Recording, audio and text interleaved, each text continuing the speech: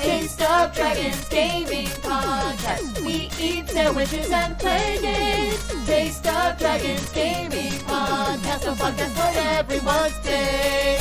Hello, everyone, and welcome to Season 2 of Taste of Dragons, the Toddcast, the video game podcast that all you newcomers listen to. This week, in the aftermath, there's only Solitaire.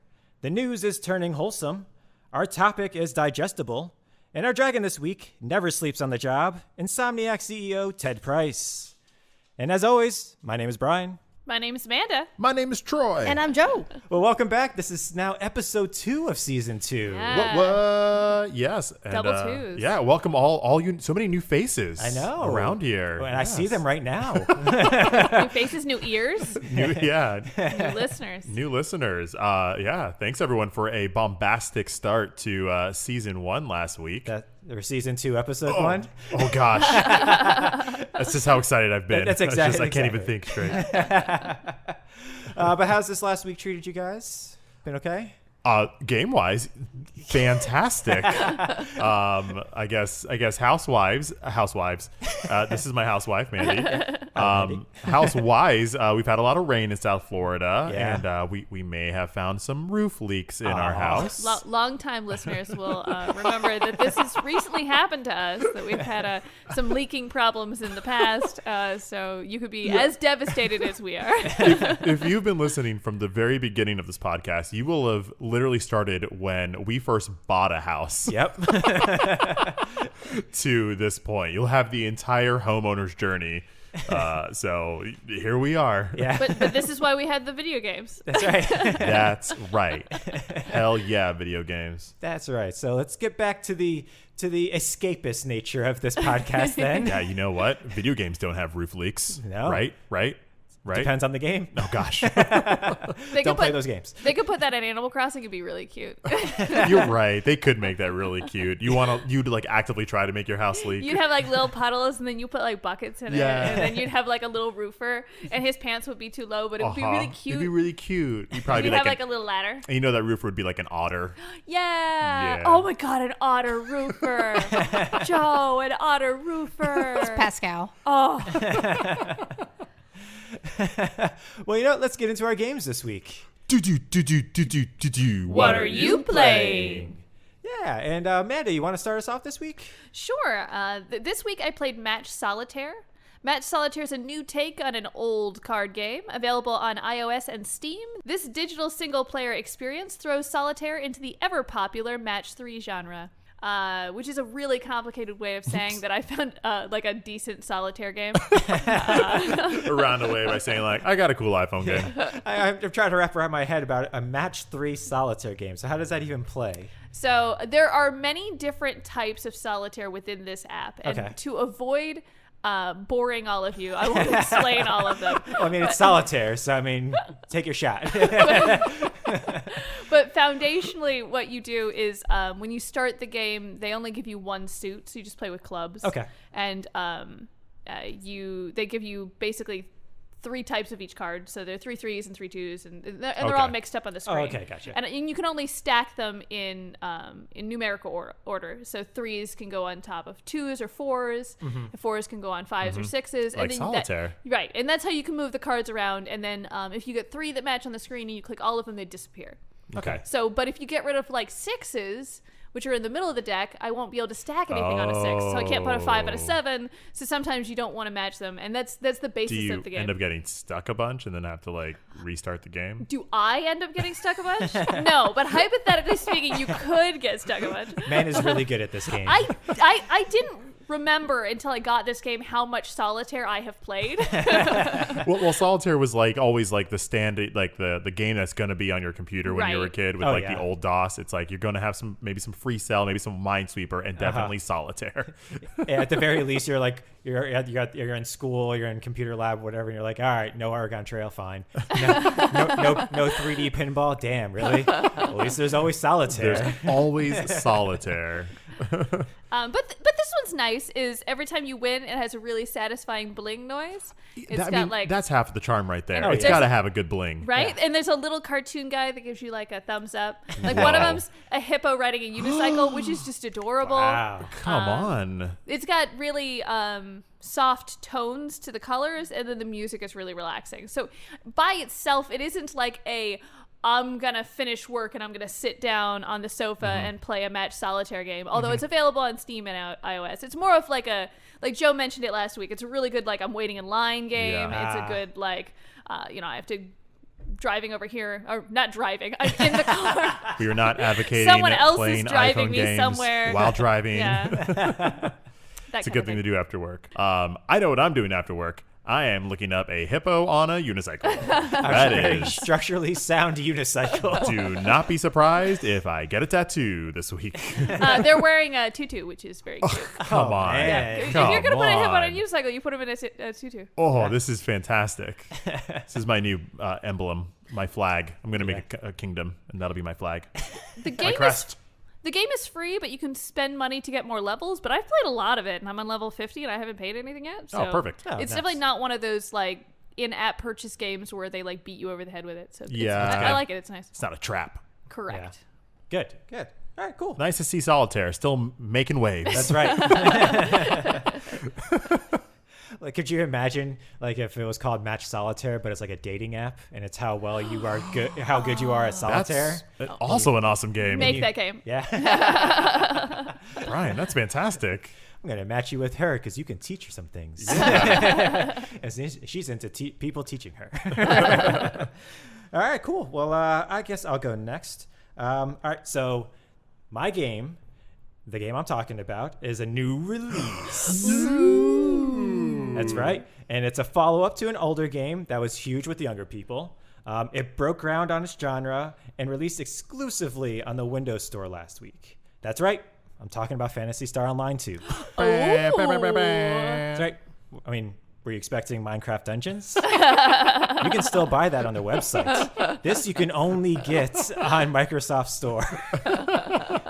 Which is crazy to me. I remember looking it up a while ago, and I was like, going to release exclusively on this. I was like, what? Wait, exclusively? Exclusively. You can only download it through the Microsoft Store app on Windows 10. They know their base.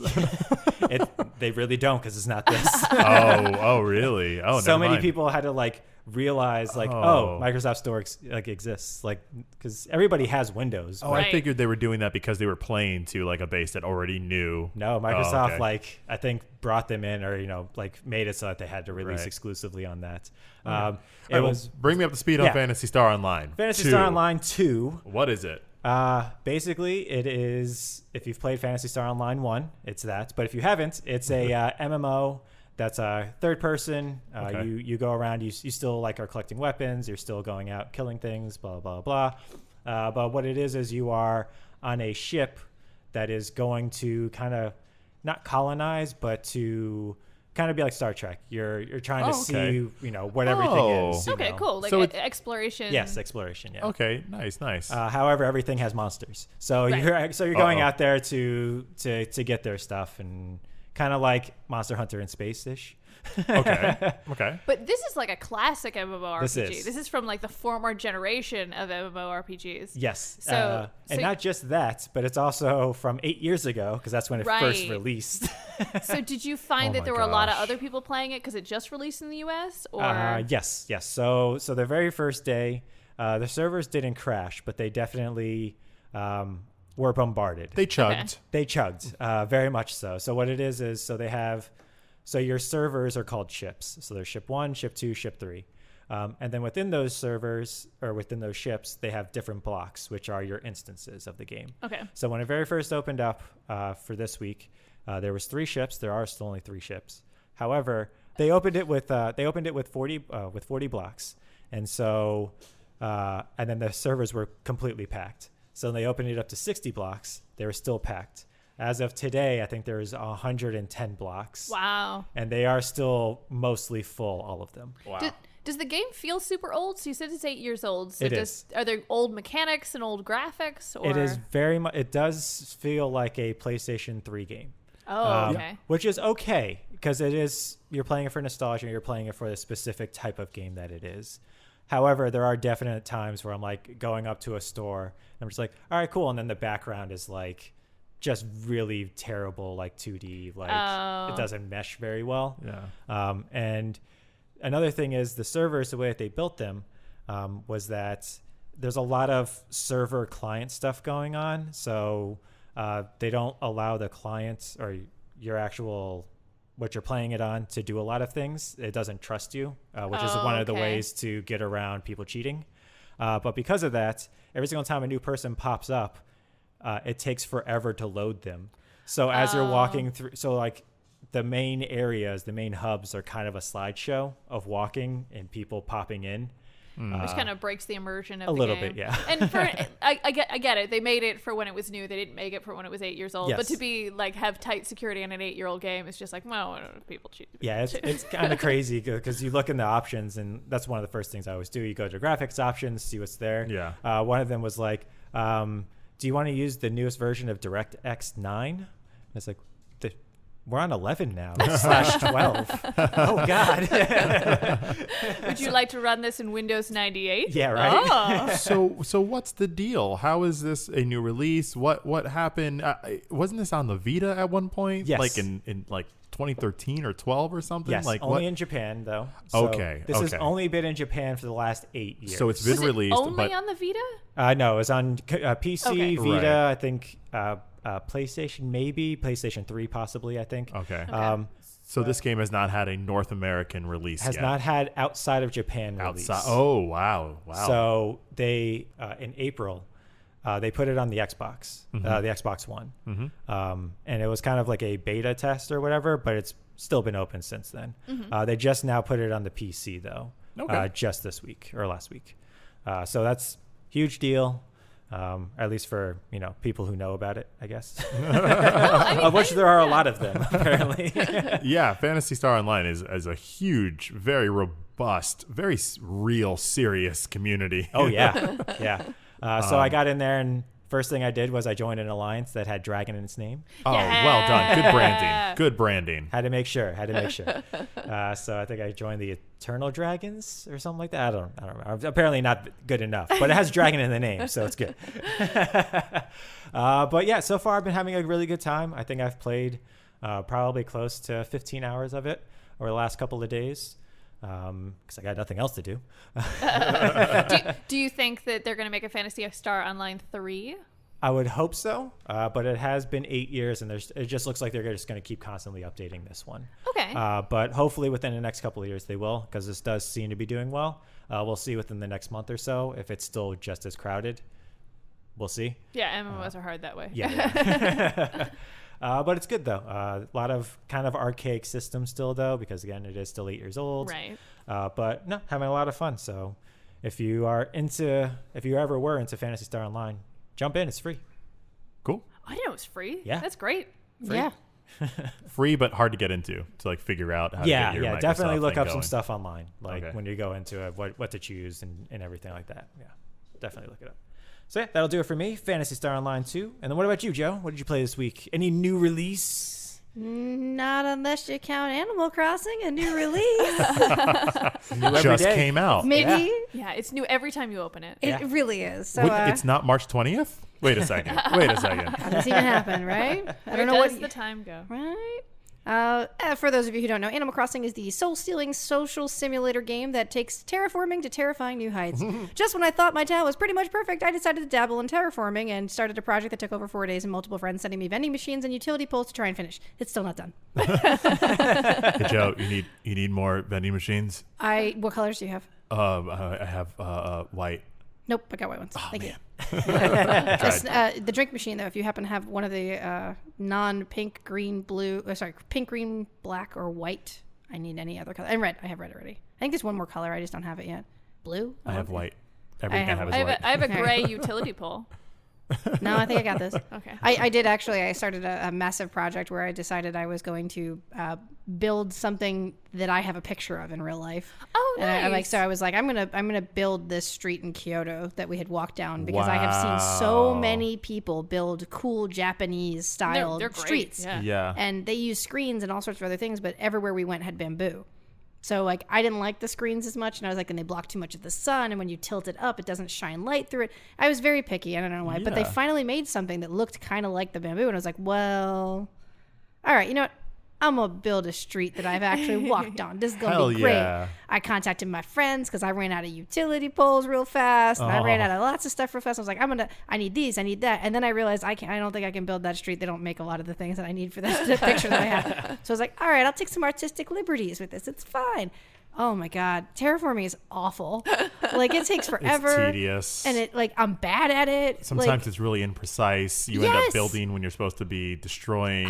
It's I'm adding ponds where there doesn't need to be ponds. And then when I want to add a pond, I'm like, okay, cool, make that thing angular. No. can't go on an angle. Nope. That waterfall's can't be on an angle either. My favorite is when you start and you're like, oh, I have to move that tree, and then you move it, and then while you're terraforming, you realize you moved it to a place where it still can't be, so you have to move the same tree again, and you're like, It's such a what weird did thing I with do? Animal Crossing because the leap to terraforming from the previous games is huge. It's like, Yeah. whoa, you can yeah. actually do things, Yeah. and make the ground different. But at the same token, it's like, oh, but they could have done so much more. They could have made this so much more intuitive. Yeah. It's still great though. Yeah. Oh, it's awesome. Like I am as of this afternoon, I am happy with what I have built. Okay. The terraforming is amazing in the game. I didn't want to terraform much, and I didn't, to be entirely honest. I've only touched like probably maybe 15% tops of my entire island I have terraformed because I already had to deal with the island. I don't need to change it. It's fine. I put everything around the island the way it works because of the way the island was built to begin with. It's fine. This street that I'm making though, I don't know why I started doing this. It looks really nice. Like it looks cool. I'm kind of happy with it ish. I'm getting there. But Animal Crossing, yeah. If you want your life and soul to be stolen from you via terraforming, have at it. It's really fun and it looks really pretty when it's done, though. Yeah, earlier she was like, hey, Brian, turn around, because I was on the computer playing Phantasy Star. And so I turned around, she goes, does this look off to you? And I was like, no, it looks fine. And she's like, no, like the left looks perfect, but the right is off by like 1 square. Does that make that much of a difference? I was like, no, I mean, it looks fine, but I do understand what you mean. It does look Right. off, but I think to somebody who's not looking for that, it's fine. She goes, okay. And then 3 hours later, she's like, all right, I fixed it. You said fine. You said it looked fine. It's been bothering me for 2 days because I made the left side first, and I was like, "This is exactly what it needs to look like." And the right side, for what I was emulating, it's a very cramped street.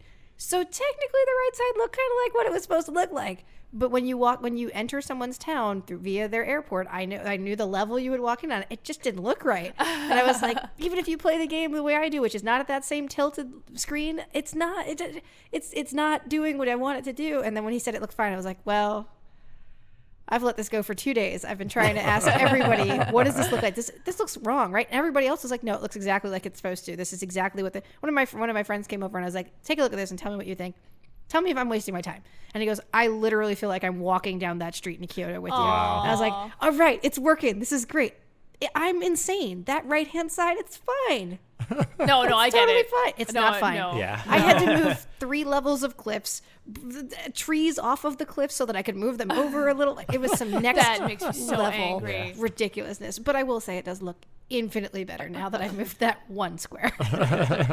One single It square. does so much for your sanity now that you can look at. Yeah. Now I can walk down that street and be like, this is great. Look, the front part of this is beautiful. Now I just got to work on the back. So, yeah, that's my life. Animal Crossing, terraforming. Enjoy it. We haven't had enough Animal Crossing talk on this You're podcast. welcome. We just need to keep going with it. I mean, we didn't last week. No, obviously I mean, not. that was too long. It was way we too long. Gotta bring it back. For all the newcomers, they need to know what kind of podcast this is. That's a good point. All right, and then Troy, what did you play this week? All right, I played a game called Mortal Kombat. Wait, hold up. Sorry, I mispronounced that. Let me try that again. Mortal Kombat. I am contractually obligated to say it that way. You don't really hear the K. Yeah. Yeah, it's right. You really got to get the K out there. I played Mortal Kombat Aftermath, which is the extension of the wackadoodle story that started in Mortal Kombat 11, the hyper-violent fighting game of 2019, made by NetherRealm Studios. This DLC content, downloadable content, it features new characters, some new finishers, but most importantly, it's got more of that wackadoodle story. Just more. Ooh. Just more. Just more. So we talked in a previous podcast about how we thought the news story was going to revolve around RoboCop and the fact that he's going to bring Right. the first C into Mortal Kombat. Yeah, he definitely brings the C. They do not spell RoboCop with a K. Oh. And I was like, how is this allowed? They shouldn't allow any hard C's in there. No, but then no.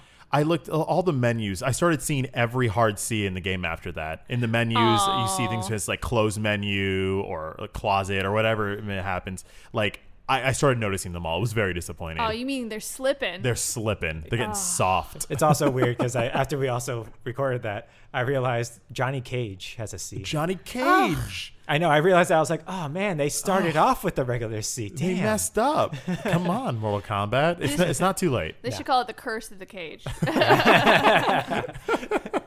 Yeah. So RoboCop unfortunately does not feature in the story. So I'm just gonna, if you're buying this because you want to see RoboCop like talking to Shang Tsung, it's not gonna happen. Not in the story at least. Okay. The story's kind of interesting. The stories are. I come back to these games for its story. I find it ridiculous, and the only way I'm ever going to understand them is if I'm always consuming the story. If I miss one chapter, I'm lost. I'm done. I'm just done. The original game had to do with time travel. You got to meet the younger versions of the characters, time travel to like the future and the past, and anyway, so you could old Johnny Cage and young Johnny Cage could hang out with each other. This DLC is just it's Back to the Future 2. The time traveling happened, and now they're like, wait a second, we can't have it happen this way. Now we have to go back into that story and redo that story that you just finished doing and have a different outcome. Ridiculous. Only they're not as good at it. No, they're not. We can't affect the timeline, but we're immediately going to affect the timeline. So question though, at the very end of this, Yeah. does one of them get struck by lightning and sent even further back in time to the 1800s? Oh, wow. No, this is not Teenage Mutant Ninja Turtles. Turtles in Time? No, Back to the Future Back to the 3. Future- Oh, gosh. Sorry. Wow. You were like pitching to third base, and I went way I am outfield. so happy you went to Turtles in Time. Like so happy. I mean, that does go well, you know. I can't believe that happened twice. Yeah. Like, I watched both those movies around the same time. I've never made that connection. Yeah. Listen, time travel. There's only so many ways you can make it happen. This is like a cautionary tale. If you own a time machine, stay away from lightning. Stay away from lightning. If it starts to rain, Goodness. keep it in the garage. So as I was playing this game, the story's whatever. I started having this realization as I was looking at RoboCop, Terminator's in this, with this also in one of the new characters that they added this year. So is Spawn. I started having this realization: is Mortal Kombat just Super Smash Brothers, but with blood? I think so. Because like look at this roster that they've had in as guest like characters over the past few years. Alien from the Alien franchise, Freddy Krueger, Jason Voorhees, the Joker, Kratos, Leatherface, Predator, RoboCop, Spawn, the Terminator. This is what is this? What is Mortal Kombat? I actually feel like this started with Soul Calibur. Because Yeah. Soul Calibur brought in Link, they brought in Spawn Heihachi and Spawn. Yeah. And so I remember when they first did that, I was like, this is bonkers, man. Right. And then I think everything else is just like, yeah, we're doing it.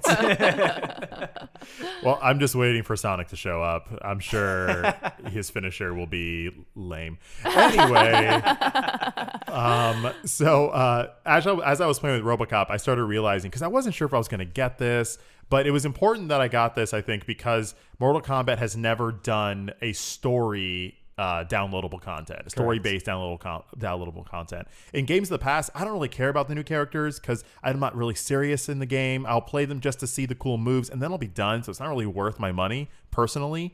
But the fact that they've never done a story thing really perked my interest. And the story is fun. It's great. It's exactly what you pay for. You said the fighting was really good. And the animation was amazing. Like the cinematic quality that they bring to their stories, which now their franchise is really known for having that great cinematic quality to it. The fight choreography that they have within the story itself is worth the price of admission by itself. It's creative. It's detailed. It's very John Wick when it comes to it. You can really see how practical the moves are, and yet they are still flashy and fun and camp in a good way. So very impressed by that stuff. It almost made the real fighting look a little lame because you see like this really well choreographed like back and forth battle, gosh. and then you're just like low kick, low kick, Yeah, low kick, high punch, low kick. It's so intricate. It's like seeing Jackie Chan and then I start fighting. And it's like, oh, I thought I was going to be like Jackie Chan. Oh, no, I'm just me. So this has to do with time travel. Could you imagine taking somebody from like the mid to late 90s, bringing them to now and be like, so Mortal Kombat's known for its choreography. it's For its cinematic story cinematic beats. story beats, yeah. Could you imagine? Wait, what? And then you just drop them immediately back in the 90s. Enjoy Bush. Yep. The president. Yes, at the time. First one. That's crazy. Yeah, so I've had a good time with it. I've definitely been ruminating on what that game means to me, and RoboCop is definitely one of the first toys I've ever gotten in my life. Aww. That I can remember, that and a Batman toy, and it was also the first thing or the first character I dressed up as in for Halloween. Oh, that's that's cute. awesome. Right? So it made me rewatch the movie, which I hadn't seen in a while, and I've just been living my RoboCop fantasy. They do RoboCop great justice in that game, down to a T. All the costumes, all the moves, like pretty spot on. So bravo to them. And there's other things with it, but maybe we'll make a video on Instagram to go over the rest of the stuff. Yeah, But, absolutely. It'll be Onaga Part 3. hey, anytime you want to talk about Onaga. Do you know you that he had was to the Dragon bring King? it up, Brian. You see, Oh, at no. one point, he needs to get the Kamaduku in order to be able to so get we're going to into go a on new to our form in the news Shaolin. segment. Woo! News. Thank God it's news. This podcast is going to be 5 hours long. All right, so to start the news, as we have been doing these last couple of months, stop it, COVID. Stop it, COVID. Stop it. Stop it. So BlizzCon 2020 has been canceled. Oh. It's not surprising. Yeah. It was only a matter of time, to be honest. I know we were all speculating about it earlier. Yeah. They just made it official. So they are still thinking about doing a virtual event, but it won't be until early next year. Yeah. Wow. Because Wait, even the virtual event? even the virtual event, because I guess they probably had so much planning going into Yeah. this. Right. But they're like, all right, well, in order this is Let's do it BlizzCon, right. we have to do it justice. We have Yeah, to do it correctly. they normally do a really beautiful convention. Exactly. So converting that into something digital is probably difficult. And I have faith they'll do it. They'll do it well, as yeah. they usually do. Yeah, exactly. I mean, they sell out 40,000 tickets usually within a day. Wow. Within a couple of hours. And that's just a physical version. You can also buy a virtual one in order to still experience it from your house. Right. So, right. I mean, yeah, it's a big deal. And they Yeah. always give away Yeah. free pets and everything for their actual games. Yeah, costumes. Yeah, All costumes. types of things. I went to a really weird place where they gave out free pets just now. I was Here's like, an wait, armadillo. Why have I never been to a place? I want free pets. Who doesn't want their pet? I'll No, take they your just pet pat home. you on the head. Yeah, Yeah. you're the Pats. one getting Pat, pet. pat. I get it now. No, I was like, and then immediately I went to Tamagotchis. So I mean, it went to very, very dark places just now. A Blizzard Tamagotchi would be the best. Right? Would be Blizzard, pretty dope. listen to our podcast. When they do, everybody does. It's a podcast for everyone's tastes. It is. And now from Skeletons to Skullgirls, the developer put out a new update in the game over the previous weekend for the game Ooh. Skullgirls. And in case you don't know what it is, it's a 2D fighting game, kind of like Guilty Gear or Street Fighter. Street Fighter, yeah.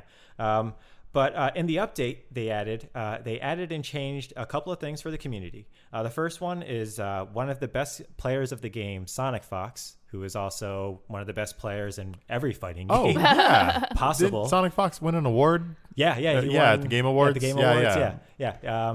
Well, he has a. In case you don't know, he has a fursona, So he is a furry. He dresses up. He goes to everything. They put his fursona in the game. Aww. That's so he must feel so awesome. Yeah, he was when it first dropped, he put out a tweet. He's like, I'm so excited to finally be able to talk about this. I've had to keep this under wraps for so long. I'm sure he would want nothing more than to like it's real. Oh, yeah. It's there. His persona, it's alive now. It's in a game.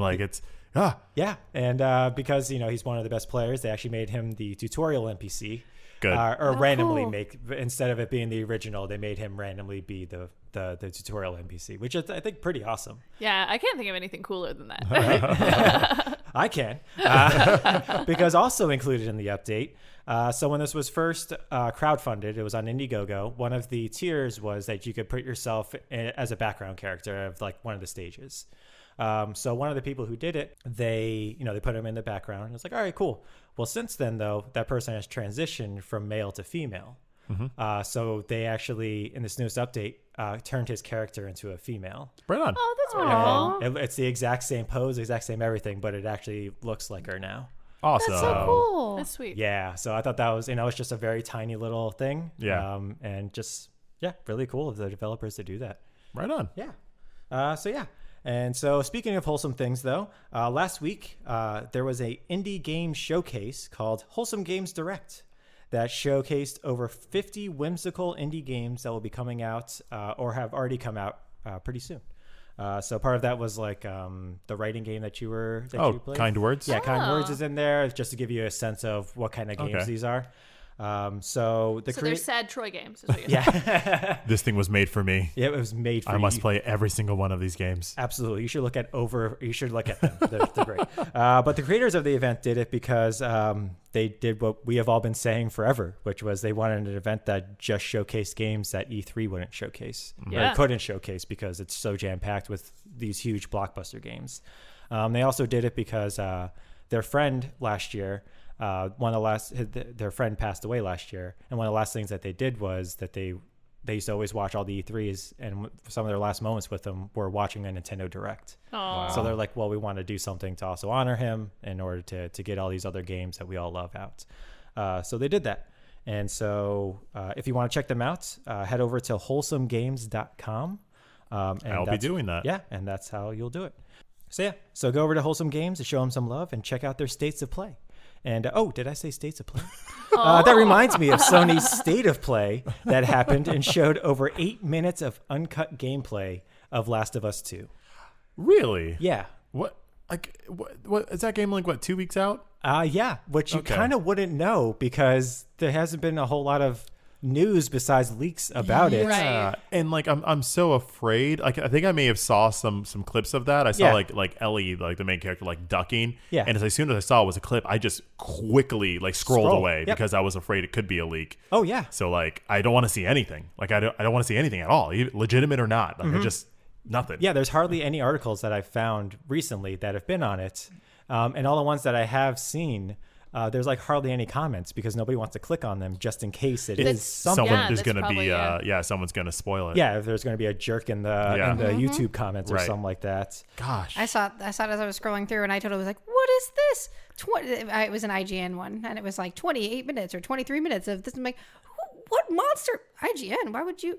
Oh, I don't want to watch any of this. This is legit. This is legit, but I still don't want to watch any of it. This is what you were planning on doing before all of the leaks. Exactly. So, it's just sad because the game is so close to release and they can't even properly promote it. I also feel like that game has already, the first game promoted that second game so well already that we're all sold. Yeah. Right. And if you haven't played the game, then you probably have a friend that has either talked about it or you have us who are telling you about it. Yeah. So I feel I don't know, all marketing is done with that. There's nothing else you're going to, I don't know that you're going to get anybody new. Yeah. They've sold it to who's going to be sold to and they didn't to who it wasn't going to be. Yeah. So I agree.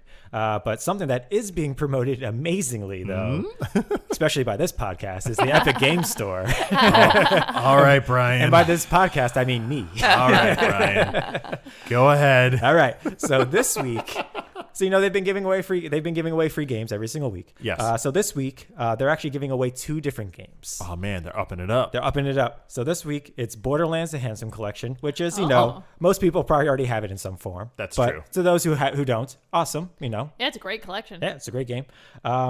But another one is actually a new release called Sludge Life. Ooh. It's a cel-shaded first-person graffiti indie game, and it looks Ooh. insane. Sludge Life. I get it, like Salt Life. Yeah. But like sludge. You like graffiti games? I do. I've played quite a few. And it's free. It's not, and this game I think is going to be free for an entire year as well. Oh wow! So you have an entire year to download it, and it's Great. free to keep. So you can do it however long. And then if that weren't enough, Epic also announced that the Samurai Showdown Neo Geo Collection, which comes out on June 11th, will be free to own for the first week. Wow. So if you download it or if you claim it within the first week, it's free. It's a $40 game. Does Epic charge you like a monthly fee? No, nothing. I mean, it's your data. I'm assuming that's probably what they're getting out of this. They're getting all your data. They're getting you to log into their site instead of Yes. logging into Steam, which Exactly. is like Yes. future purchases. Yeah. Right. And not only in that first week do they have it for free, but that first week they're also the only place you can play it. It doesn't release on Steam until the week after, June 18th. Cool. And then I think the week after that is when it releases on all the other systems. So, I mean, if you want to play it before anyone else and have it for free, Epic Game Store. Yeah, we should really get an Epic account, I think. Yeah. I think I'm there. Yeah, it's crazy. I mean, Yeah. the stuff that they're giving away and the stuff that they're actively trying to do to promote things for it. So, Right. good on them. Yep.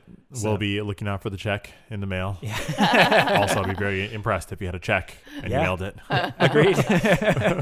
Using both of those things, Yeah, that'd a be- check and the mail. I would be shocked. Yeah.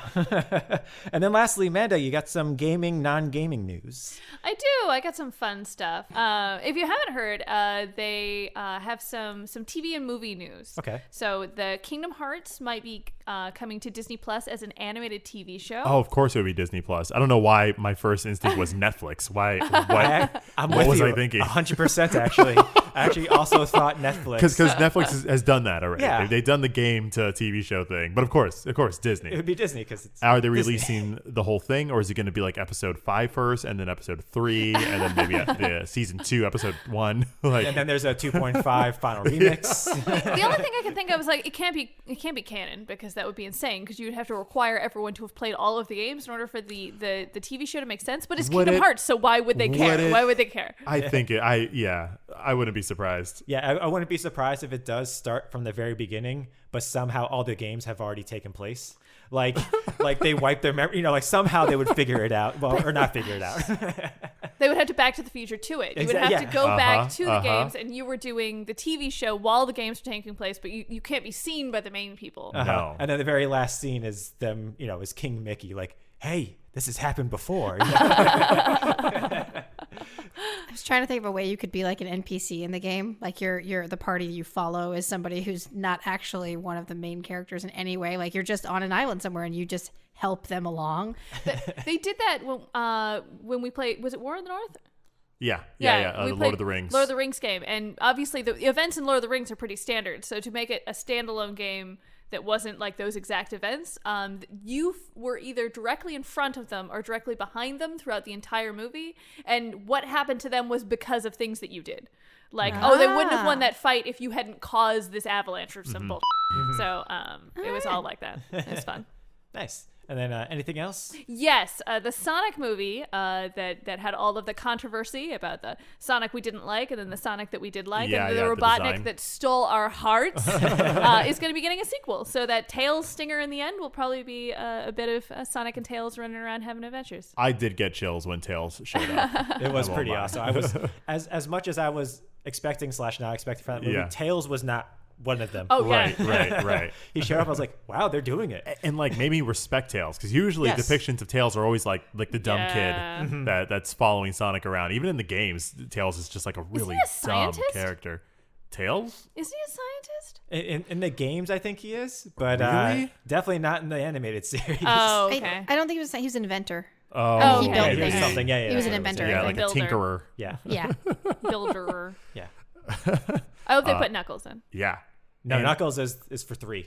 Right, Oh, that's okay, how you you gotta finish. That's how yeah. The second movie. And I hope they clone Jim Carrey, and there's just 2 Jim Carreys. There's Eggman and Robotnik, 2 separate gosh. And then villains. Fire Marshal Bill shows up somewhere. They're all the same character. And then the mask shows up. Why not? All right, cool. And then, but if you won't turn up for that, I got something that you will. Turn up for what? Turn it for what? This week, Joe, what'd you got? Hello, fellow islanders, and welcome to another beautiful week in Animal Crossing. This week in Animal Crossing was filled with golden DIYs, multiple meteor showers, and the never-ending stamp rally. Yeah, take that in. However, one of the most notable occurrences this week was the overabundance of villagers sharing their desires to spread their wings and fly to another island. While moving is inevitable for some, make sure you say hi and lend a helping hand when villagers ask for help, to up those friend points before they're gone. Frustrations are running high with many islanders waiting for the suspected art procurer and possible painting pickpocket Red. Many simply want to speak to the mischievous fox about the counterfeit artworks that he has sold them. He hasn't redocked on numerous islands in multiple weeks, so only time will tell when the curiously counterfeit curator will come back. Now, on to the turnips. This week's stock market as reported by the Dow Jones. While purchasing seemed to be steady at a low of 92 bells, stock prices skyrocketed midweek, selling as high as 643. And that's it for now. This is Joe from Katsusando signing off and reminding you to look up for the shining stars, watch your step to avoid pitfalls, and always, always save your rusted parts. Back to you, dragons. Turn it for what? All right. All right, cool. So now that brings us, to the end of the news. But we have a new segment this week. It's silly. It's very silly. If you watched our MizuCon thing, you already know what this is. That's right. We have Gamers Digest. Yum. I saw what you were doing there, Troy. It's silly. So Gamers Digest is going to be a feature where we take a game that we've all played or familiar with, and we're going to break it down to see what it would be if it was a sandwich. If it was broken down and then rebuilt as a sandwich. Yes. So I have picked a game for us this week. Okay. The game that I would like us to ruminate and salivate about will be The Legend of Zelda: Ocarina of Time. Ooh. If it were a sandwich. The first thing that comes to mind for me He's ready. is like an older sandwich, because it can't be something like new. It couldn't be like an avocado on toast, which is like super trendy, because it's like an older game. Yeah. So it's got to be something, and it's like something that everyone likes. It's super Yes. nostalgic, and is arguably some people's favorite sandwich. Correct. So Yes. to take a page from Brian's book, I would almost say ham and cheese. Oh, okay. So it would be a ham and cheese. Right, it's very classic. It's not too complicated. It would be very angular cheese, Well, like I see- the squarest of cheese. No, I think that I could go with the ham and cheese, but I would have to add some more to that. I think because Ocarina of Time is a big open world Right. game. There's different areas of the land to go to. Some are water, some are ice, some are volcanic. I want to add, so I'm going to add a little tomato. I'm going to add some bacon on there maybe, and probably some lettuce as well, because I think it's more than just a ham and cheese. I actually think it's warm. I agree. I Oh, think this is yeah. a I warm agree. sandwich because So it's like a melt. right. It's a melt. Because you can still eat a melt. Later on in the day when it's not as warm, it's still melted together. It's still beautiful and all the flavors there. But when it's warm, when you play that when it came out, ooh. I would say yes. I'm going to yes and that and say that it's a Quiznos sub, because it was back when Quiznos was relevant. Oh, yeah. Yes. Or Yes. open. I'm about the Quiznos life, so yes. I almost went to a Monte Cristo. I almost went there. I was thinking like it would be yeah. great because a little powder on top. What's a get some- Monte? Oh, like the sandwich Monte Yeah, Cristo. Fried it. Yeah. Yeah. Oh. Yeah. But I Oh. kind of like Quiznos subs way more than the mean, Monte Cristo, so I'm in the Monte Cristo boat now. A Monte Cristo is a ham and cheese. That's correct. It Yes. is. But I see that though, because there's some sweetness in Ocarina of Time. That's Yeah, kind so of like there's my a- nostalgia would be the sweetness. Yeah, and So- that's the raspberry jam. That's And the raspberry jam. Yeah. So that's the music. What part is the of raspberry jam? What part of the sandwich is the water temple? Ooh. Oh, okay. I know what. If it were going Monte Cristo, it's your hands. It's like, because you eat that Monte Cristo and then you just can't touch anything for the rest of the day, or your mouth. You just have it all over, and you try to wash it off. And the smell, the fact that you just smell like a Monte Cristo sandwich. And you also know that you just ate a Monte Cristo sandwich, and you just let that sit with you for a while. It does sit with you for quite some time. that sitting feeling where you feel like, ugh, that's Navi. That's like the game is otherwise perfect, but you just have this like, ugh. See, I feel like Navi is like that first Monte Cristo sandwich that they bring out, because the first one's always wrong somehow. It's always either been sitting out underneath the lamps for too long, or it wasn't fried correctly, right? Or they somehow still put the raspberry in there, even though you told them not to put the raspberry in there. Is someone able to actually like describe what a Monte Cristo is? Like what is a Monte Cristo? Give us the full picture. Okay, so a Monte Cristo sandwich is white bread of some sort that has ham and cheese. Usually the cheese is a very low-level melted cheese. It is not like anything very sharp. And it's like a provolone or a white American, nothing crazy. You would have it then essentially dipped in a batter that is very light and fried. And then you would take that beautiful fried sandwich, you would make a raspberry jam or a jelly to go on the side with it, and you would coat it with a sifted powder sugar on the outside. Gosh. And you got a little ham in there too. Oh yeah, there's ham and cheese, and it's I actually, funny enough, I think that's the only way I eat ham is in a Monte Cristo sandwich. That's true. It is literally the only time I will eat ham in a So sandwich. remember that sitting feeling we're talking about? Yes, it's because all of that goes inside of you. Yeah. So you're saying you take a regular sandwich and you make it as American as possible. You have a heart attack after eating a sandwich. It is definitely not good for you. And you know what? It's okay to play Ocarina of Time maybe once or twice a year, maybe once every couple of years. I think. Yeah. I don't want to play it every week though. Yeah. I don't need that. It's good, but like I don't need to play it that much. Yeah, and then every now and then, like every 10 years or so, somebody will like bring it back out, put some spit shine on it. It's be like, you know what?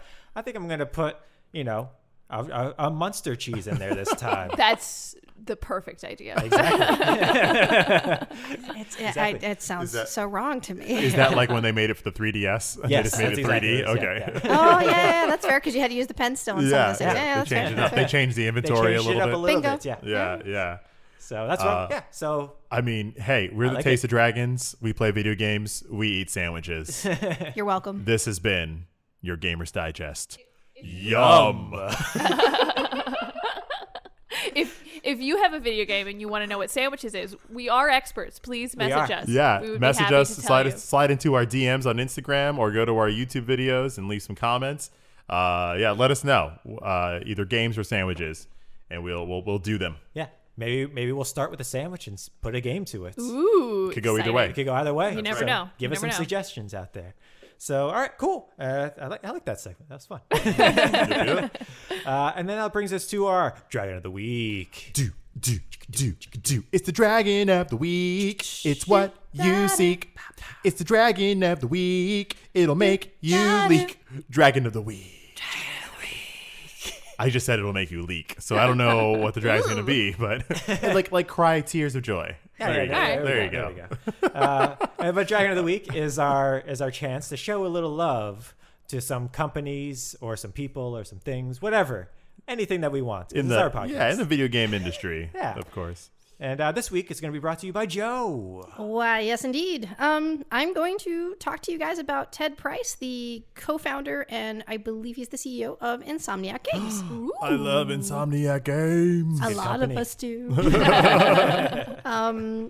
Start off with a little bit of history, or do you guys want to hear about some of the games they made first? Oh, drop us with like a couple of the big All games. right. Well, I mean, they made a little game named Spyro. Wow. They made a Heard of little it. game named Ratchet and Clank. Heard of it. They made Resistance. They Heard made of it. Sunset Heard of Overdrive. it. They also made that really sweet Spider-Man game that came out about a year and a half ago. One of the best games of the past decade. It's a little sprinkle of what they've done. But it starts with Ted Price, actually. He is the person who created the company, and he's the one who brought it all to us. He's the one that had trouble sleeping. Yes. Oh, yes. Funny thing, their name was brought up because their original name for their company was taken by another company already. Aw. And they were told they couldn't use it. I think it was like Super Epic Games Nintendo. or something. Oh, okay.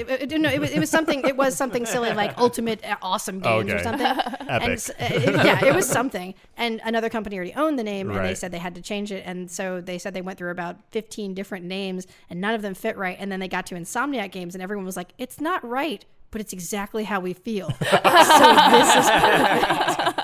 Just imagine how much longer we're going to have to stay up thinking about names if we don't choose This is what we'll become Yes. unless we pick this name. Yeah. Okay? Right. Okay. So they were like, it was perfect for the moment. And they were like, this is sticking. This is the one. So Great. But his journey into video games started in when he was 9, actually. So he was born in 1968, making him 51 years old as of now, I think. And when he was 9, his dad bought him and his sister an Atari 2600.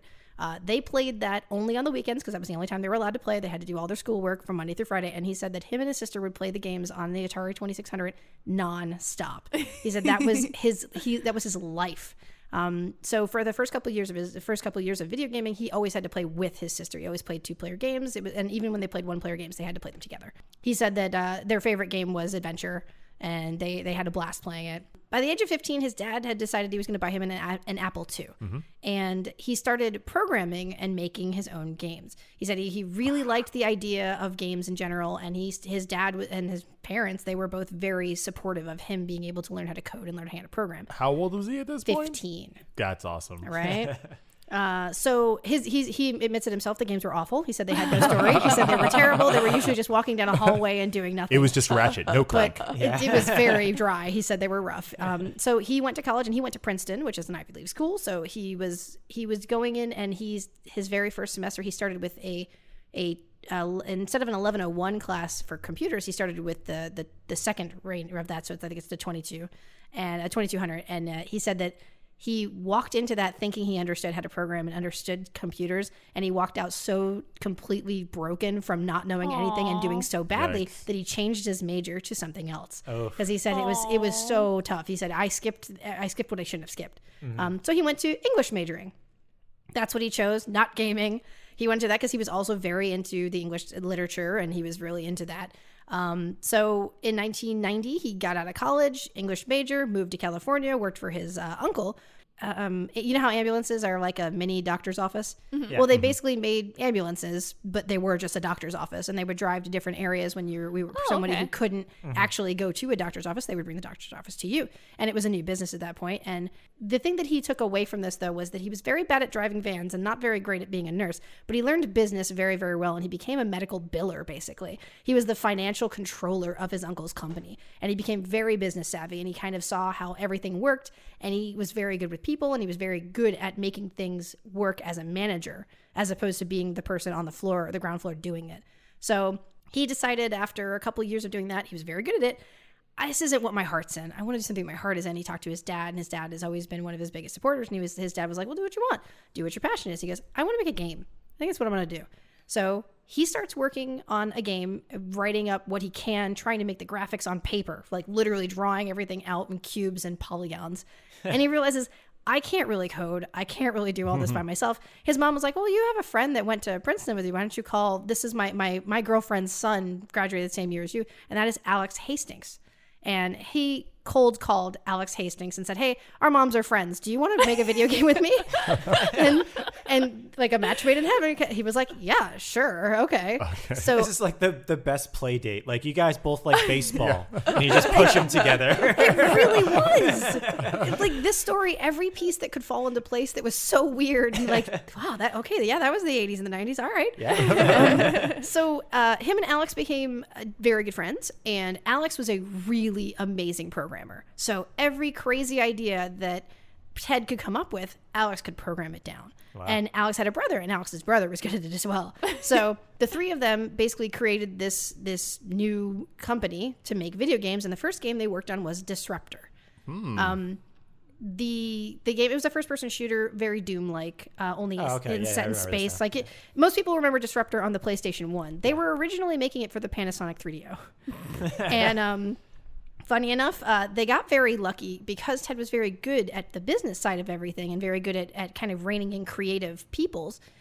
He became friends with some of the Universal publishers for games, and Mark Cerny actually went to lunch with them one day, and he became friends with him, and Mark basically told him, you need to get away from this Panasonic 3DO thing. Like, this is not going to work out, dude. You should probably talk to PlayStation. You should go talk to them. And a beautiful friendship was created. So when they started getting the PlayStation backing and that, they put Disruptor out, and it was hailed as one of the most awesome games that nobody knew about. It was built well, the game played well, but there was no marketing. I think Ted himself said that he thought there was a T-shirt and a like mouse pad or something. Yeah, made but it for was a hell of a mouse pad. and that was it. Hell of a mouse pad. Like, so, you know, it didn't exactly do great things, but it was a wonderful game. And that's before the internet. It's not like... Yes. Yeah. Yes, this is much before. So basically, Disruptor almost bankrupted his company, to which they had to name Insomniac Games at that point.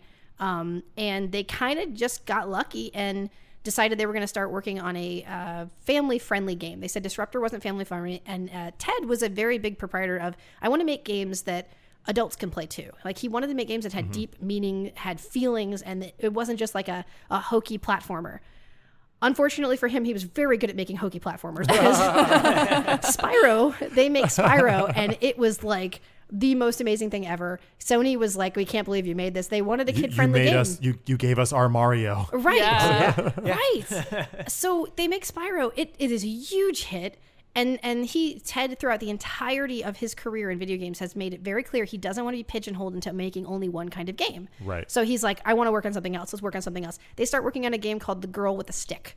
And it is... I'm intrigued. I'm so intrigued. I want to play this game. What is she going to do with that stick? They built How big is the stick? They built a game around this character that was a girl who didn't look like all the other characters. It was very Tomb Raider-esque, and she carried around a stick, and she hit things with the stick, and she went through all this game with the stick, and nobody liked it. They wouldn't back it. They were like, no, you need to do something else. They worked on this game for, I think, 2 years.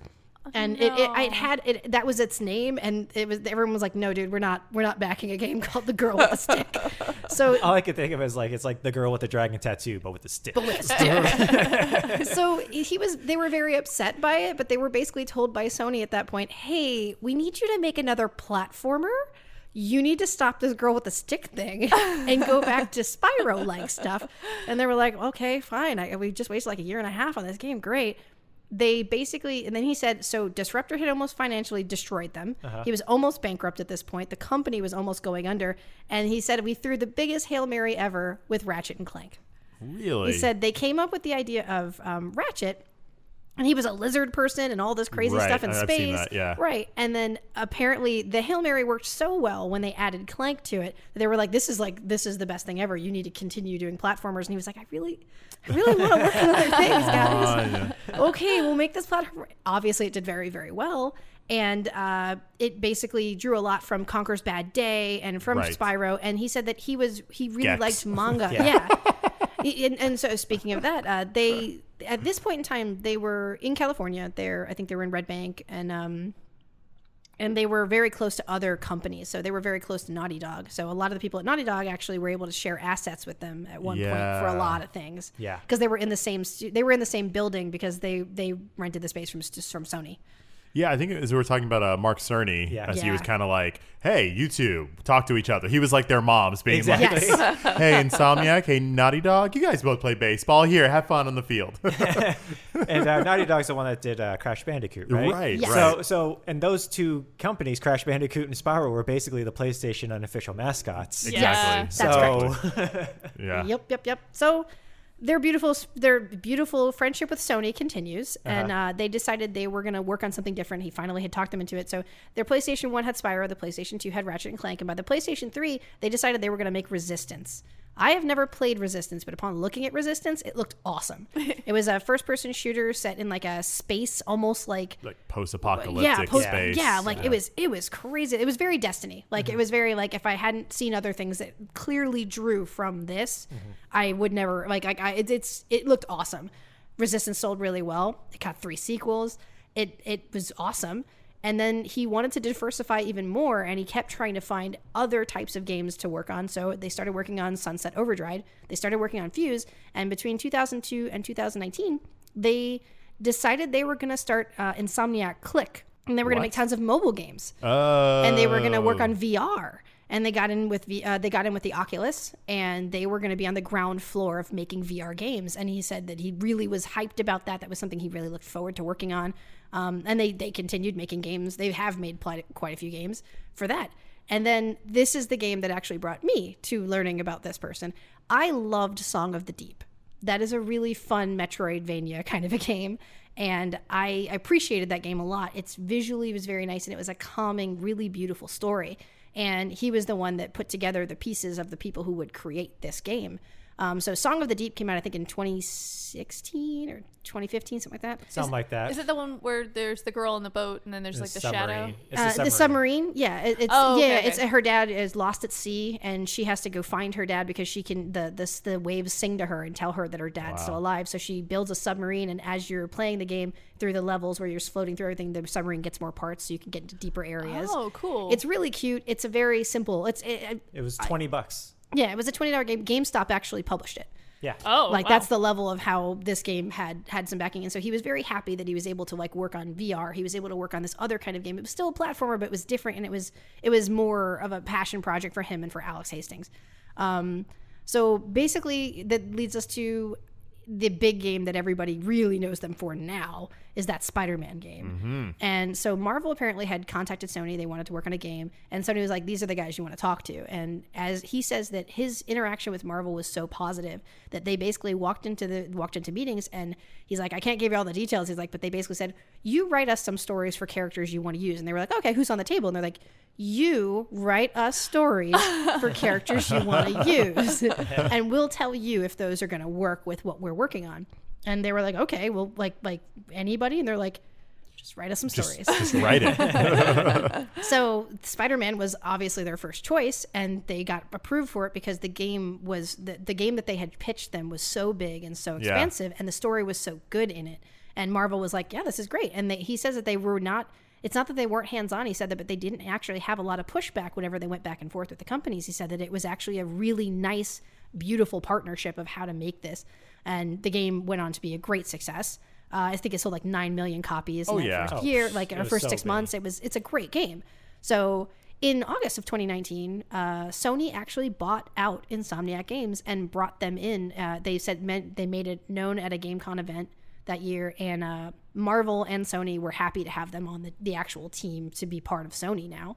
And it really worked out for them. They got a lot of accolades for that game. It was very, very, very good. He's super active on Twitter now.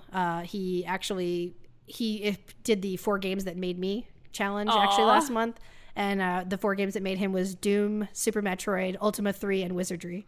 And I was like, that's really cute. Like they're all really old, like fun games.